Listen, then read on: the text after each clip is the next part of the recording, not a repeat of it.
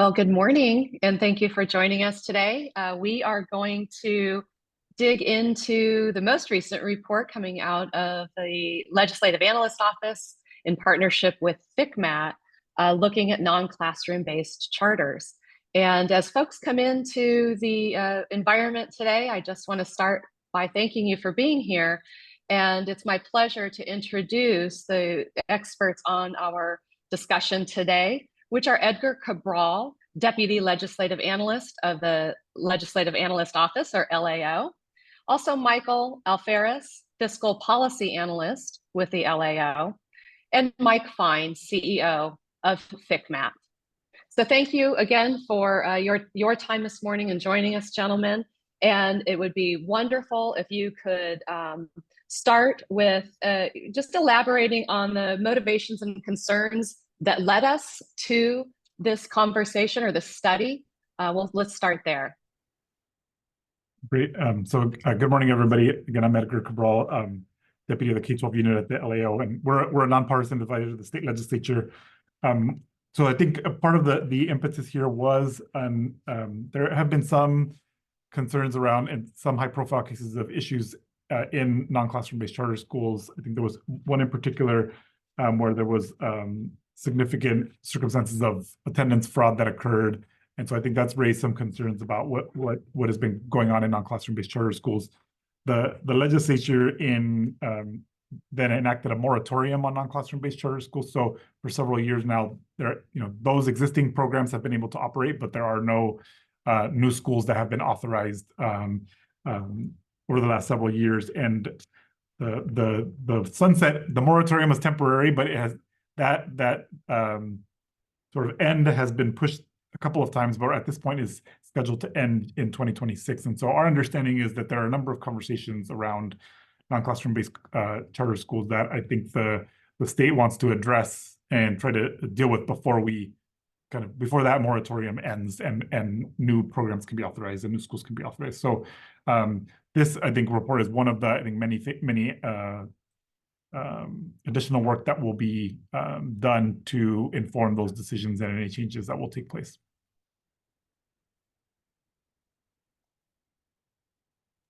Thank you. So, Edgar, I think you're starting off the overview of the report.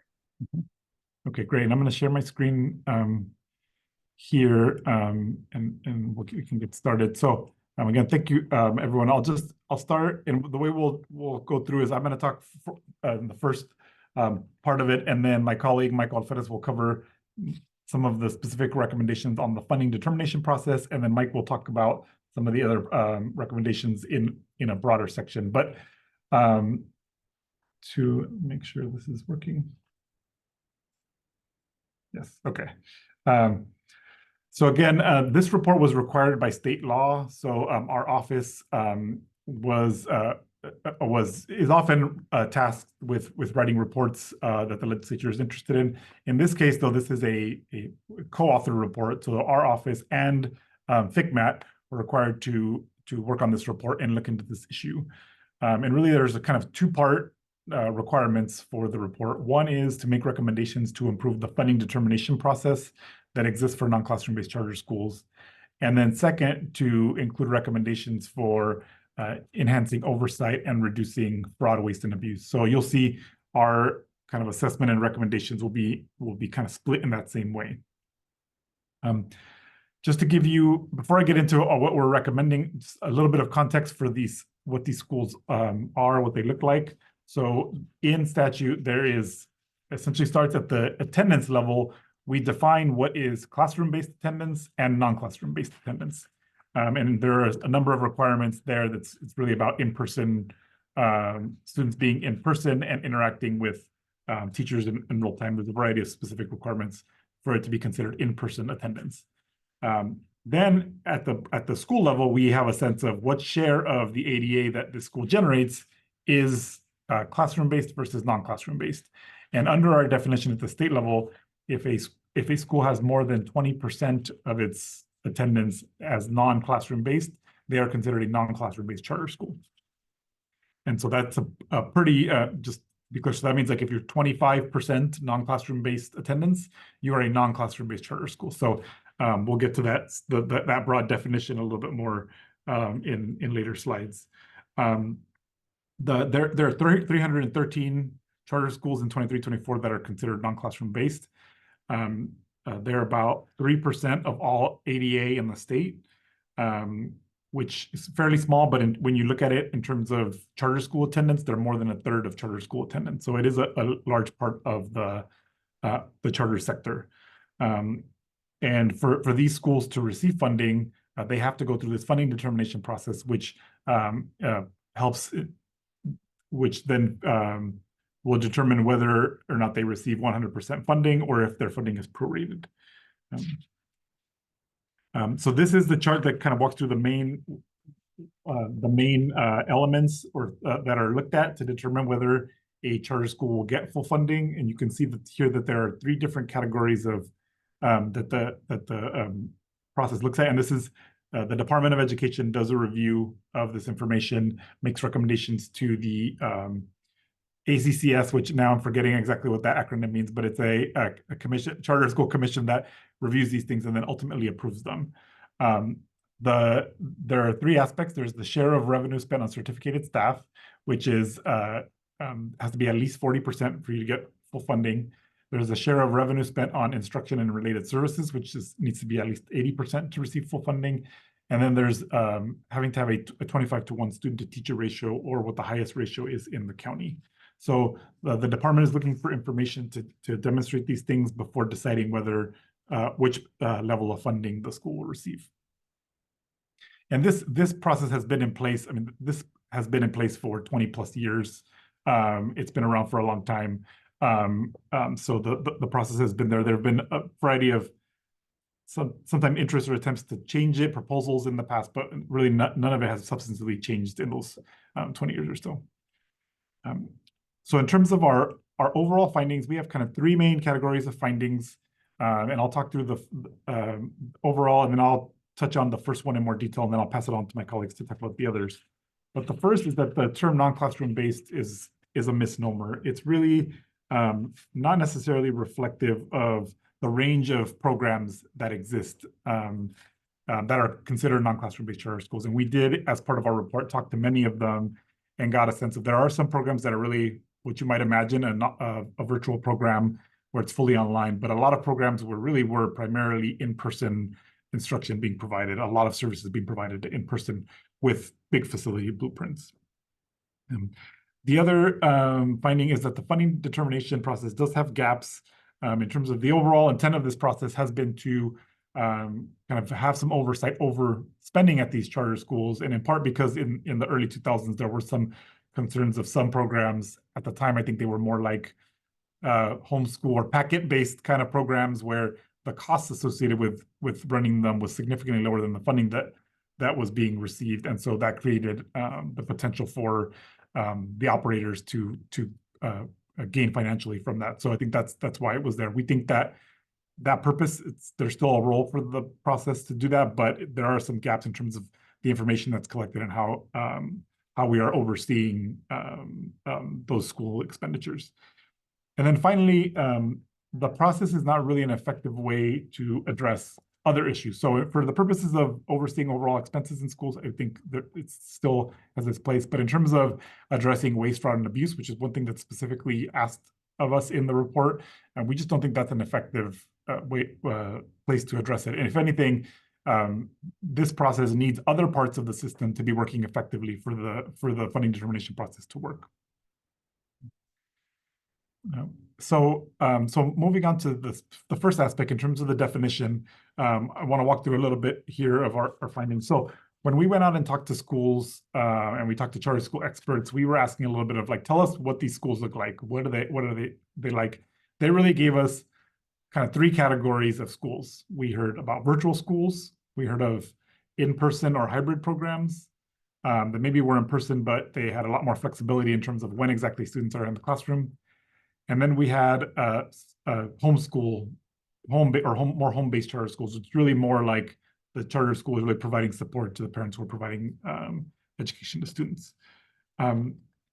That's not how data is collected at the state level, though, so we can't tell you how many schools are in those categories specifically. The one data point we do have is this chart here that we have, which is something that all schools report to the state, and I think this is ultimately reported to the federal government, is just providing a range, the degree to which your school has classroom programs versus virtual programs. And so you can see here on this chart, these are all the non-classroom-based charter schools, the responses that you do have a large number that are in those two bottom categories that are primarily virtual or exclusively virtual. So with those categories, 37% of all non-classroom-based charter schools are in either of those categories. And that represents almost half of all ADA non-classroom-based charter schools. Now, that being said, there also, you can see that the biggest individual category is the first category, which is not virtual, so to have no virtual program at all. And I think this speaks to the range of programs that exist, and it's very consistent with the conversations that we had with charter schools and charter school experts across the state, where there were just a very wide variety of programs. And really, for a lot of these programs that are not virtual, their cost structures are very similar to a classroom-based school. They have facility costs, facility blueprint. They're providing instruction on site, and so all of the same kinds of costs that you would expect they would have. And so I think that raises to us questions of whether they need to be part of this process. What is the value of having schools like that be included in this process? So our key recommendation here is to narrow the definition of what is a non-classroom-based charter school. The other thing that we did in looking is just to looking at this issue is to look a little bit at what other states do. And other states don't necessarily have this non-classroom-based definition. Oftentimes they have just a virtual program definition versus virtual school versus not virtual. But either way, we couldn't find anything that was this is a fairly broad definition to say if anything more than 20% of your instruction is non-classroom based, then you're a non-classroom based school. So we would recommend narrowing it. There is no like magic place where you can draw the line, we think. So what we say in the report is that as a starting point, to consider setting the threshold at just where the majority of your instruction is. So if your majority of your instruction is non-classroom based, you're a non-classroom based charter school. That would, I think, help align kind of the definition with kind of more of our expectations. And also then there would be a number of schools that are currently considered non-classroom based that would no longer be non-classroom based. If you were to do this under state law, there's some specific programs that non-classroom based charter schools are specifically categorically excluded from participating in, such as the Charter School Facility Grant Program, Expanded Learning Opportunities Program. Under our recommendation, then those schools would then become eligible for receiving those funds if they were to meet the other requirements. The other thing that we raised, and I think Michael will talk a little bit more when he talks about the funding determination process itself, is creating a definition for virtual charter schools and virtual charter networks. That we do see, based on our conversations, that there are some additional challenges for oversight with these particular programs, and in particular with the networks. So what we, in some of our conversations, we talked to and learned about programs that are schools that are legally distinct schools that are technically based in various parts of the state. So you might have, for example, 5 different charter schools all across California, but in practice, students from all 5 of those schools are taking a course from the exact same teacher online in a particular subject area. So in practice, they are educating students and functioning as one school, even though legally they're separately distinct schools. That creates some challenges for being able to provide oversight and seeing the big picture. And so we do think that there should be a definition of what that network is. Similarly, we think there should be a definition of what a virtual school is so that the state can track which schools those are. If we want to look at some analysis of what and dive deeply in terms of learning a little bit more about those specific programs, we can. And then also, if in the future you wanted to have additional requirements, you could attach it to whether or not you were one of these, either a school or a network.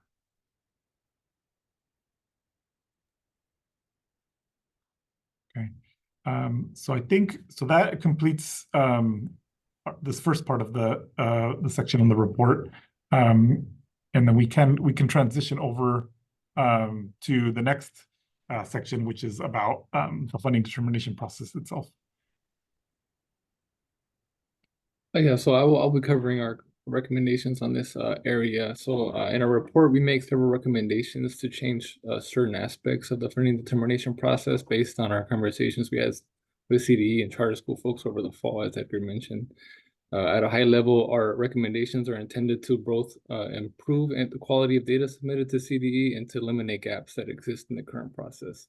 So I'll start here with our kind of first set of recommendations around requiring additional review of the data that's submitted to the CDE. So just for some context, in our conversations with CDE, they indicated that in the review of the funding determination requests, that they routinely compare information that charter schools submit with information from prior year audits to verify expenditure information that the schools submit. And then as well, this allows them to conduct their own independent calculations for both of the spending thresholds that Edgar had talked about.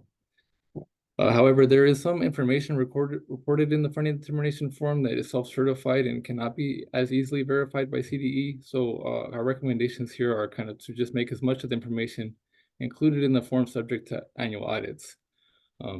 In the report, we highlight two components of the funding determination form that rely on self-certified information and make some recommendations. So the first piece is that, the regulations make it clear that certificated staff compensation included in the 40% threshold should only be for positions for folks that are providing direct instruction to students. So in our conversations with CDE, they indicated that they did not have the capacity to verify whether all of the positions included met this requirement of providing direct instruction. So on this piece, we're recommending the state take a different approach for measuring spending on certificated staff. Specifically, we recommend that charter schools be required to meet the 40% spending threshold using the current expense of education calculations that school districts are subject to, and to have these calculations included in the non-classroom-based charter schools annual audits. Under current law, as you know, likely that school districts must report their current expense of education annually using a methodology specified by CDE, and are expected to spend a certain percentage on salaries and benefits on classroom teachers and instructional aides. And these calculations must be included in the district's annual audit. So using this approach for non-classroom-based charter schools would use an existing calculation that has a clear methodology and is already included in audits for school districts. So the second piece of information that's in the funding determination form that's self-certified is the student-to-teacher ratio requirements for receiving the full funding. So we're just recommending that non-classroom-based charter schools have their student-to-teacher ratios verified through the annual audit process. This would just make it easier for CDE to confirm whether schools met this requirement. So additionally, we raised in the report that CDE indicated there's often a challenge of verifying data for some locally funded charter schools or dependent charters, as they're colloquially known as in the field, that have their spending data rolled into kind of the authorizer's overall spending on all of the schools. This results in CDE often asking for backup information from these charter schools that they do not have the capacity to verify. So to address this, we just make a recommendation for authorizers that do have charter school data included in their audits that they be required to track spending for each non-classroom-based charter school separately within their audit. Edgar, can I get the next slide, please?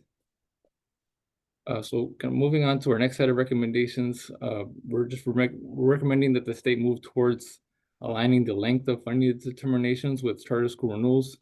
So charter schools are typically renewed every 5 years, while the current practice for funding determinations is only between 2 and 4 years. So these means that charter schools are up for funding determination and charter school renewals often in different years. So aligning these timelines would likely result in reducing the administrative burden for both schools and CDE. So to ensure consistency and transparency, we're recommending codifying in statute the rules regarding the length of a funding determination. As in our conversation, some folks expressed that this was not always clear.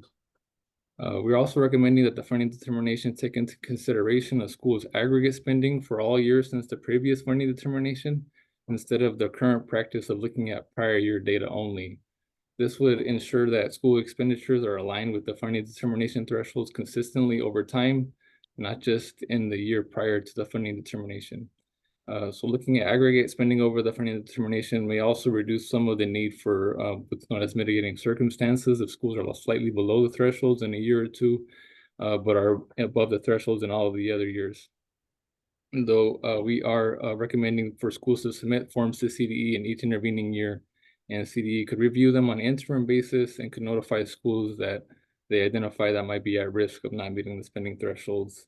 And in cases where a school is significantly below a threshold, CDE could revisit a school's funding determination in one of the intervening years. Lastly, on this piece of application review, we are also making a recommendation specific to schools of non-classroom-based charter schools that, networks of non-classroom-based charter schools that effectively operate as one school system, as Edgar mentioned. We recommend that each school within the network be up for funding determination in the same year. This would allow for a more comprehensive view of program expenditures and help ensure that it can be determined whether the network as a whole is in compliance with the funding determination levels it's received, and also eliminates the opportunity for the charter schools within the network to manipulate data relevant to the various spending thresholds and the student-to-teacher ratio requirements, so they're not able to, there wouldn't be an opportunity to shift students and teachers around at the different school sites to meet the spending thresholds in different years. Moving on to the next piece, Edgar, can I get the next slide?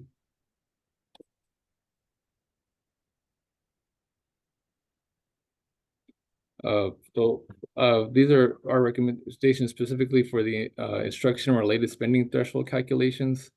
We make a couple of recommendations to build in automatic adjustments for one-time funds and facilities and modifying the current approach to reserves.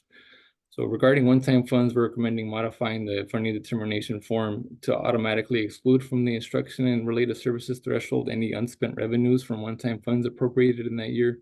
This would ensure that schools are not penalized for spending one-time funds over multiple years consistent with typical state requirements. And for facility costs, we're recommending that all facility costs used for in-person instruction be counted as instruction-related spending as long as the facilities are primarily used to provide in-person instruction and the charter schools submit backup information that confirms their costs. These adjustments are meant to kind of address some of the common reasons that we heard from charter schools that resulted in them not meeting the instruction-related services threshold and having to rely on mitigating circumstances. So with these adjustments, as well as, again, looking at aggregate spending across the funding determination period, we think that these together would likely result in less need for charter schools needing to use mitigating circumstances. Lastly, we make several recommendations to modify how reserves are addressed in the funding determination form. Most notably, we're just recommending building in adjustments for reserves to not penalize charter schools for making reserve deposits as long as their reserves are below 10%. Next slide. So these are all of our recommendations specific to the funding determination process itself. Again, kind of the goals of our recommendations are to narrow the process to a smaller subset of schools, improve the comprehensiveness and quality of data submitted to CDE, and streamline certain aspects of the process. Kind of in line with Edgar's comments about our overall findings earlier, though, although these recommendations would help to eliminate some gaps that currently exist in the process relies on other aspects of the system to be working effectively. In our review, we identified areas outside of the funding determination process that the state could take actions on to better prevent issues of fraud, waste, and abuse and misappropriation of funds. With that, I'll pass things back to Edgar, who will set up our kind of recommendations outside of the funding determination process itself that are aimed at broader charter school oversight. Okay, great. This next section, we talked through broader issues related to charter school oversight that are really intended to address those issues of waste, fraud, and abuse. And these recommendations, some are specifically related to non-classroom-based charters, but others are more broader issues that really affect all charter school oversight. So we have three categories of recommendations here: authorizer oversight, audits, and transparency and conflict of interest. I'll cover the authorizer oversight, and then I'll pass it along to Mike Fine to cover the other two. So in terms of authorizer oversight, we have 4 recommendations here. The first is to increase the minimum requirements for authorizers. In our review and in part of our conversations with lots of experts in this area, I think one of the clear issues was just the lack of detailed requirements in state law, and the actual requirements in law are actually pretty minimal. There's an annual, for example, an annual visit has to be done, and you need to verify that charter schools complete all the required reports, but not a lot of specificity in terms of what some of this oversight should be. So we bring up two possibilities for more specific requirements. One is to require review throughout the year of expenditure, enrollment, and attendance data by the authorizer. So it wouldn't just be like beginning and end of the year, but it would be happening throughout the year. And that if there are any discrepancies or major changes in those numbers during the period, that there either be an investigation by the authorizer or directing the county office or notifying the county office of education of the issue. We think something like this would help to identify some of the cases that occurred in the past where there may be issues with attendance calculations and attendance accounting. The other recommendation we have is to require training specific to variety of authorizer topics regularly, so that authorizers are kind of up to speed on best practices on what they should be doing to monitor and oversee their charter schools. The next recommendation is setting limits on size and grade for authorizers themselves in terms of who they can authorize. So on grade, it's a little more straightforward. It's, for example, if you're an elementary school district, you can authorize a charter school that is also a K-8 program, but you wouldn't be able to authorize a school that has a high school program, in part, again, to align the expertise of the authorizer with the charter school itself. In terms of size, I think this is one area where we did hear a lot of concerns when we talked to different charter school experts in terms of what we were hearing a lot of is there are a lot of non-classroom-based charter schools that have these really small authorizers, and we don't know that they have the capacity to support them. And so we did look at some data. This is a chart that we have in the report where we tried to look at what we did essentially is we took all of the school districts that authorize non-classroom-based charter schools, and we looked at their attendance, and we compared it to the attendance of the non-classroom-based charter schools that they authorize. And then we created essentially a ratio of like the attendance of the non-classroom-based attendance to the district's attendance. And you can see here the first row shows that these are districts where the attendance at the non-classroom-based charter was 10 times or more the actual attendance of the school district itself. And there were 14 districts that had these thresholds that had such high levels of non-classroom-based attendance. And those 14 school districts are authorizing more than a third of all the non-classroom-based attendance in the state. They're all less than 1,000 ADA. Most of them are less than 400 ADA. And so I think that does raise questions. This kind of confirmed the concerns that we had heard just in terms of the size of some of the small school districts. You know, when we talk to some of those small school districts, they often express concerns about even being able to meet normal district reporting requirements that the state has. And they often have superintendent principals that often have to substitute teach and do other things like that. And so I think that did raise questions to us of like, what kind of capacity do these school districts have to provide quality oversight?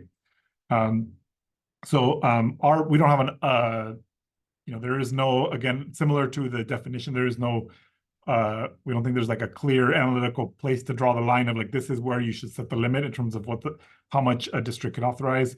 As a starting point, we mentioned in the report, you could just say that the authorizer does not, cannot authorize charter schools that are greater than or non-classroom-based charter schools that are greater than the attendance of the district itself.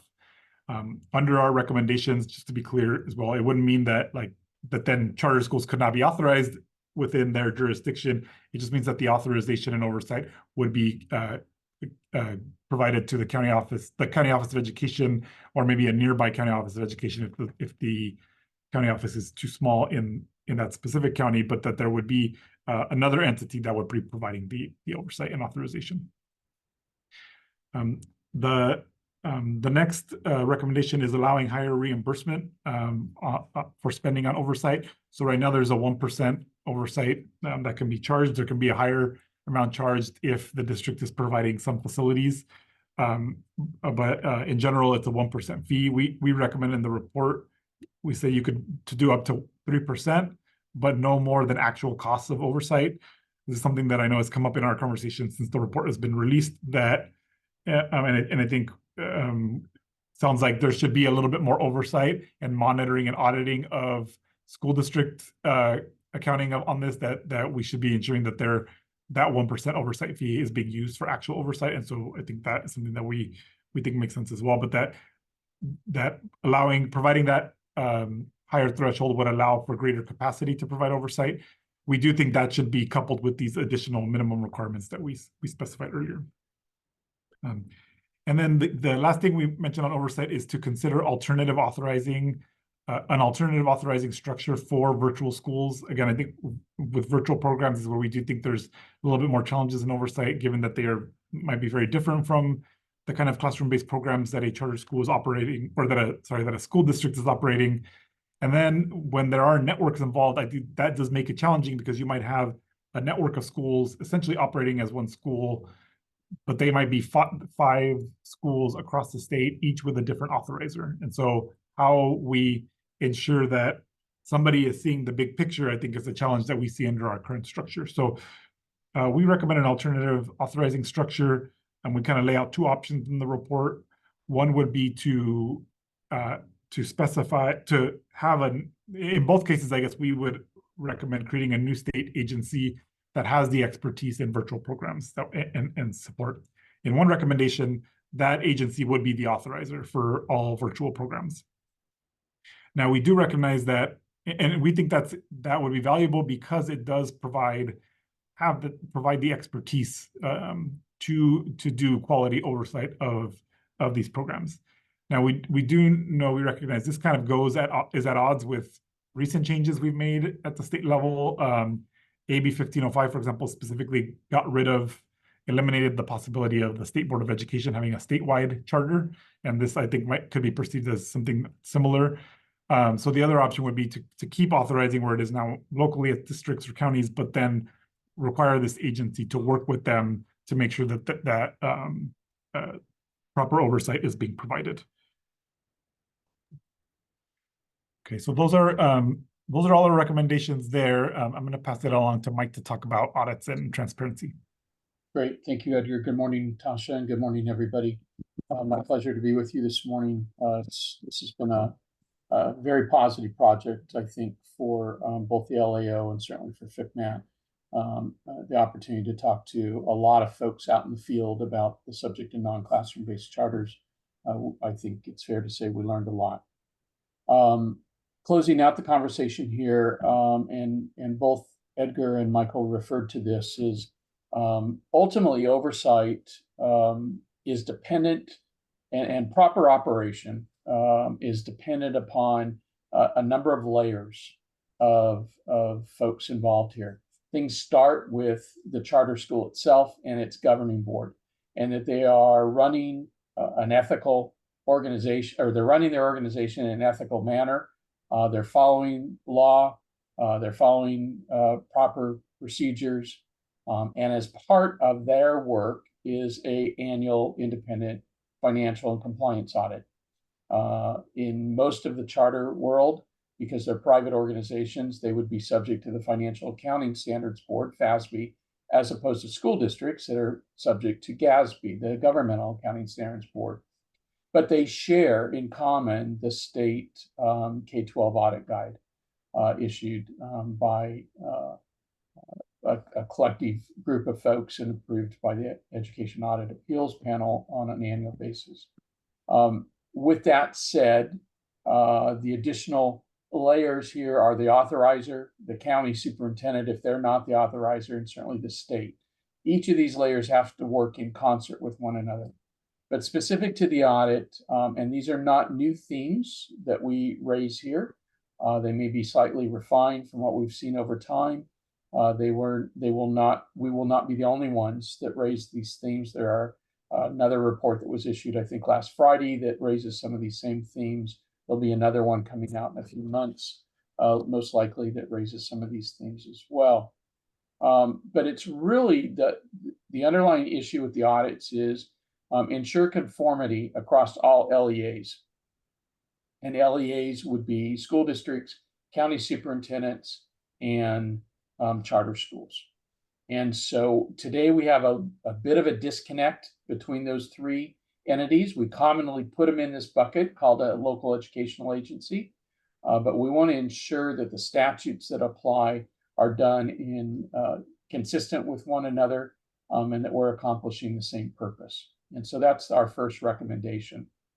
Our second recommendation is to deal with compliance sampling. The samples that auditors select, we recommend that those be selected personally by the auditors, not by the charter school, or frankly, by the school district either. This is a standard in auditing, but we have seen in some of the fraud cases involving non-classroom-based charters where the auditors have admitted that they did not select the samples that the charter school did. So we would add that requirement to the audit guide, even though it is already a standard for our CPAs to follow. Similarly, would be to develop materiality levels for charter schools, especially when it comes to monitoring ADA attendance, average daily attendance. We have materiality levels specified in the audit guide for school districts, but it's very clear they're for school districts. We do not have a similar specification for charter schools in the audit guide, and so a fairly simple addition to the audit guide to add those materiality standards. And Edgar, moving on.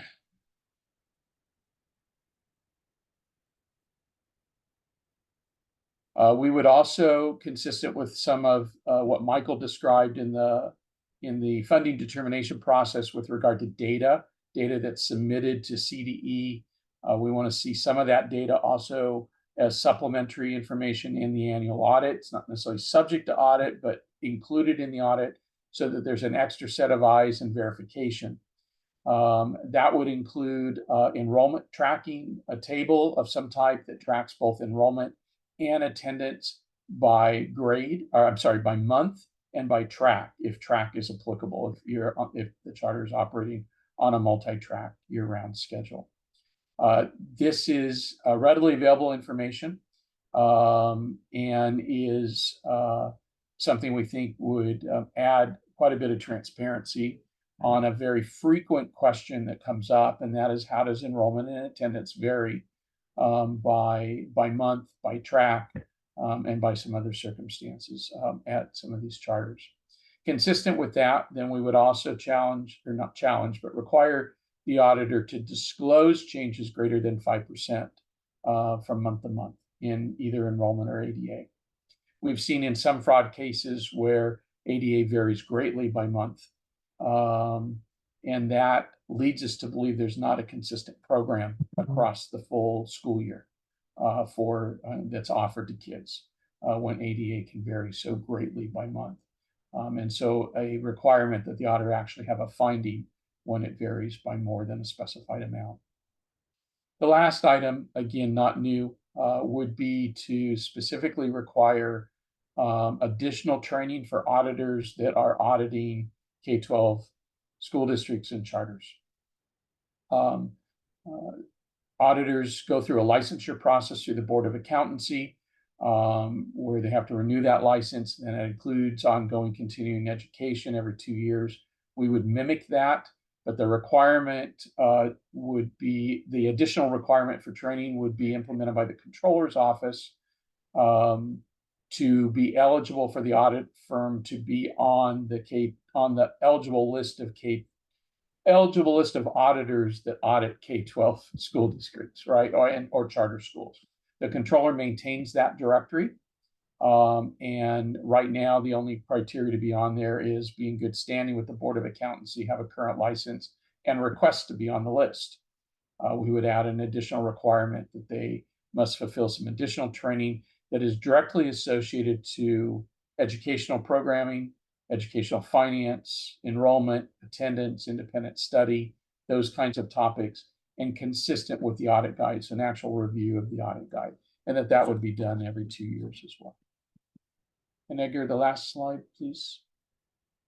And then the last topic that we address, and it has a connection to the audit process as well, is one of increasing transparency and reporting specifically on potential conflicts of interest. Both of these items, I'm sorry, got ahead of myself. The first item is information that is reported to CDE in the funding determination process that Michael covered. We would like to see some of that same information reported in the audit. Again, it's supplementary information. It is would broaden the view that people have of that information, but also consistent with what Edgar covered at first, and that is changing the definition of a non-classroom-based, which potentially could cut the list of non-classroom-based charters in half, based on some of that data that on that chart that Edgar first showed. This, by including some of that information in the audit, we would continue to have visibility of the information, and even though the charter school itself is not going through the funding determination process any longer. Some examples of this information would include the composition of the charter's board, who's on their board, backgrounds, terms, things like that. That's data that's reported today in the funding determination process. We'd like to see it replicated in the audit. And then finally, and this particular item is consistent with the FASB standards for financial reporting, and that is to require that the auditor disclose related organizations and ultimately determine whether those are material relationships or not. I think that's important. Lots of organizations may be related, but the accounting standards, the financial reporting and accounting standards related to these nonprofit organizations do take you through some steps that ultimately determine materiality.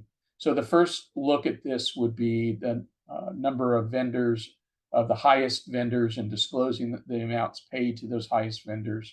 And then potentially the standard would apply beyond that to determine materiality. And so with that, Tasha, that concludes our formal presentation. We're certainly happy to take questions from you and address any questions that are in the question and answer. Wonderful, and thank you for all of that insight. I want to turn to someone that's patiently been waiting to have her question answered. We have a member who has a dependent non-charter-based school, and their spending information is included in their general fund and the district CEA. Is there consideration for an alternative way to report this? Yes, our recommendation would be that they would have to break that out in their financial statements. CSAM already, the California School Accounting Manual, and SACS, the Standardized Account Code Structure, already provide a separate fund for charter schools. The challenge would be for Vivian if she has two charters.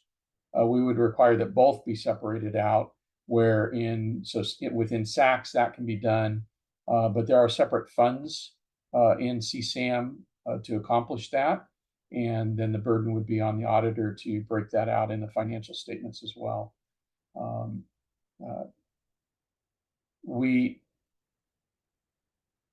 Consistent, again, with financial standards, because we want to make sure we don't deviate from those. GASB does provide a definition of major funds. So we would consider the charter fund for a dependent charter to be a major fund. And then the auditor would just follow the standard from there on out. I have questions. Edgar mentioned the concern around the oversight at the district level and the capacity, especially for the small schools. Is our thought that the counties have that capacity to provide that additional oversight at this time? That is something that we mentioned specifically in the report, that in our conversations with people, particularly if there were some we talked to who had experiences with district authorizers and county authorizers and found the experience more positive with a county office of education. And part of it, I think, is just that they're, more of their core mission already is providing support, in their case, to districts primarily, but that role is kind of more familiar for county offices of education. And so that is something that I think we did think was that we heard, and it's part of why in our recommendation we do suggest in these cases where you have districts that are authorizing a lot of non-classroom-based programs that can just be provided to the county office. Obviously, that also could potentially provide more sort of economies of scale if you have a county who's overseeing multiple charters, which makes the administration oversight expertise a little bit easier to develop. And I would And just, thank you. the oversight fee follows the oversight. So the county would receive those fees as opposed to the authorizer. Thank you. Do you anticipate any operational or administrative challenges with these recommendations that our district should be considering?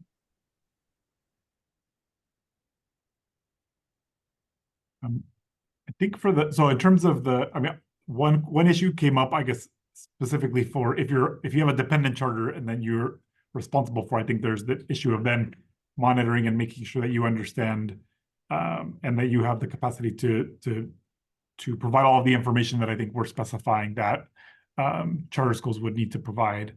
As an authorizer, I think there are some additional expectations, I would say, that we set in a variety of ways, and so I think that would be the main thing.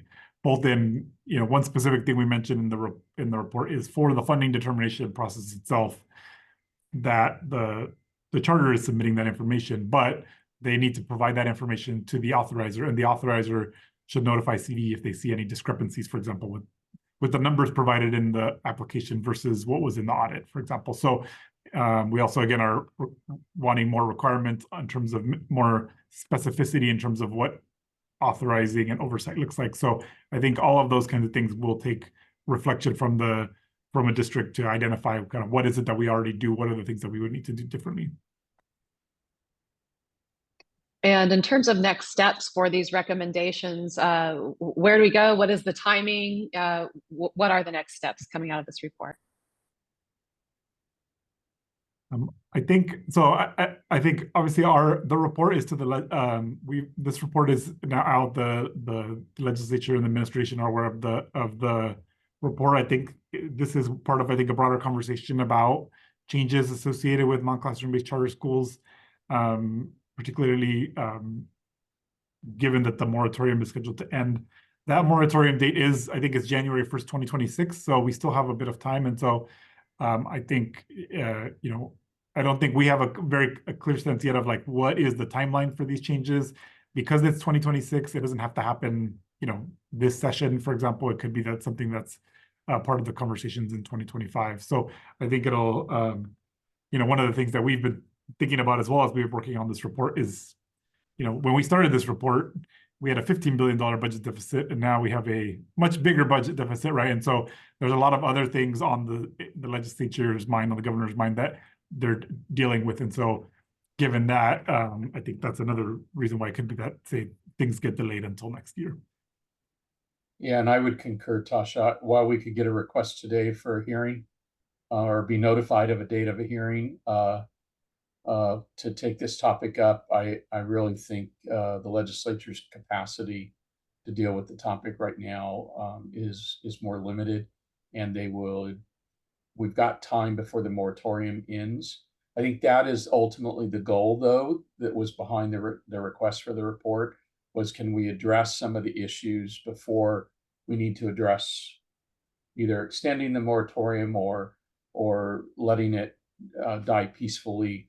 But these topics that have been swirling around actually for a number of years, can we address those before that happens? And to Edgar's what a luxury, right? What a luxury to have this information and start to prepare. And there's time to do that, right? Right. Ahead of the moratorium expiring. So I don't think it's a pressure point right now for any of the parties. We have a question that came in. Can additional check be placed within the attendance reporting system monitored by CDE as an additional layer requesting additional information if ADA increases material from prior reporting? So CDE only sees ADA at P1, P2, and annual. see any month-to-month data or any of that, and they don't. And it's different systems that look at enrollment versus ADA. Enrollment is enrollment. It's a data collection point. It's done in the fall as part of CalPAD's Fall 1. ADA is an apportionment-driven concept, right? It's what you're paid based on. So different parties receive the data, different uses of the data. Where they come together is at the local level. And at that level, they're visible by day, but more appropriately by month, in an attendance month. So that's why we believe that our recommendation for a supplementary table in the audit that is by month, and then if there's multi-track, then by track, is the best place to disclose that information. It's a fairly commonplace report that school districts have, and I would suspect many, many well-operated charters produce. So we don't see this as a burden at all for either the charter or the auditor to put together. And then the requirement right now, we suggested a reporting element or a finding element when the data varied by greater plus or minus 5% from month to month. We understand there's both contraction and growth over the course of a school year. But you get a good sense if you see heavy enrollment in the first 2 months and then enrollment drops off considerably, or ADA drops off considerably in the 3rd month. That is a sign of something that that both the charter itself should be looking at, but more importantly, that the authorizer in their oversight role should be looking at. And then in the county office role of signing off on ADA to the state before it's submitted to the state, that they should be looking at. They're putting their name on the certification, so there should be some due diligence at each of these steps related to that. Thank you, Mike. And just for the entire panel, are there any sort of parting thoughts that we can leave our audience with as we step away from the research report itself? Any words of wisdom? I think the only thing I would offer is there's a whole bunch of recommendations here, and you do need to put them in their categories, right? The ones Edgar talked about up front, the ones Michael covered on the funding determination process. It gets back to one of Edgar's opening slides in the slide deck, and that is, we've got a misnomer of a name that gives us all this mental image of what a NCB looks like. And in fact, in our research, we found it looks very different, or at least more than half of them look very different, right? That's first. Second is that the current process that's been in place for over 20 years has some gaps in it. And Michael talked about how to cover and fill some of those gaps. And then we've had a multi-year discussion about how to improve some of the audit quality elements. While this is a one report with all these recommendations, some of the recommendations are dependent upon the others. They're related to one another. Others are not. And so we think it's a good starting point for the legislature to have a conversation about the broader issue. But we certainly recognize that you can do follow through with some of these recommendations and not others. And then I think, and I don't want to put words in Edgar and Michael's mouth, but I think from our previous work and discussions together on this, we certainly think there are some recommendations that should, if we do 1, you should do 2, and you should do 3, right? But it doesn't mean you have to do 4 and 5. So I think when you read the report, you have to look at it in that context as well. And I can't leave a webinar without asking if there's anything controversial that you're hearing regards to this. Mike, I think back to when you were instructing in our CBO program and learning that I was learning that charters, were really brought to the forefront around innovation. And so I think about, does this have unintended consequences relating to that innovation? What are the concerns? And I'd like to get those out. I think from the really good quality charters that we talked to. One of the common themes we heard from them is don't do anything that infringes upon the innovation idea, right? And I don't think we did. So I think we stayed clear of that. I hope they would agree in that, but we heard that fairly frequently from some of the better operators out there.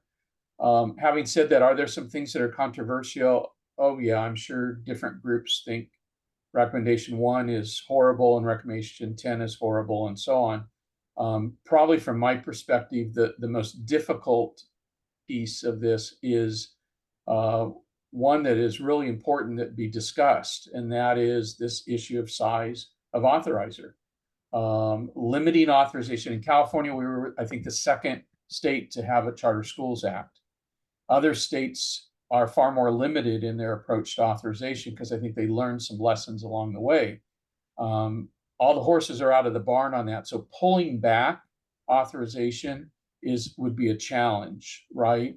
But limiting authorization locally, which is why, as Edgar talked about that issue, wasn't to limit the local authorization. It was maybe it needs to move from a district to a county or to a neighboring county. So we tried to be clear that there were some alternatives to continue local authorization, but we really have some concerns over capacity of little tiny districts to authorize very large non-classroom-based charters.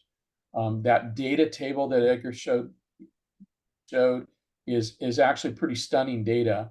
If you sit down and focus on it, more than a minute that it's up on the screen. It needs that topic needs discussion, even though I think it's probably likely the most controversial piece of it. That's I would agree. I think all of the authorization related stuff I think is the most sensitive. I think just because there have just recently been changes that are really associated with it, and I think gets to some of these key issues. I think obviously the idea also of I don't know that all charter schools are excited about giving more of their funding to oversight. I think they want to make sure that they're getting something out of it as well. So I can understand that. But I do think in some ways this might be one of the most important aspects of all of these issues, right? The oversight and the authorization is really key, and we do have a very different structure than lots of other states, right? The other states have oftentimes a handful of authorizers that you really have strong sense of expertise, whereas it's really hard to develop and build that expertise for your authorizers if they're just so spread across the state, and the capacity that they each have is very different. I think about our districts, our smalls especially, they're supposed to be facilities experts, charter oversight experts. And so, what we do know is that in whether we're talking charters or public, when someone fails and there is a breach, in audits or the like, it really pulls down the perception of public education, period. So thank you both for your organizations and your attention and insight on this really important issue. Thank you for being here today. And we look forward to continuing the conversations as they unfold over the next year plus. Have a great day. Thank you.